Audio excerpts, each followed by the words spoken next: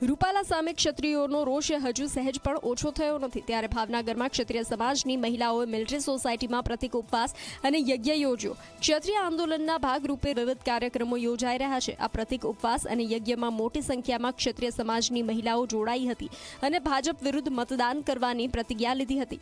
સરકારે રૂપાલાને ટિકિટ રદ કરવાની માંગ ન સ્વીકારાતા ક્ષત્રિયો હવે ભાજપને પછાડવા માટે મેદાને ઉતર્યા છે।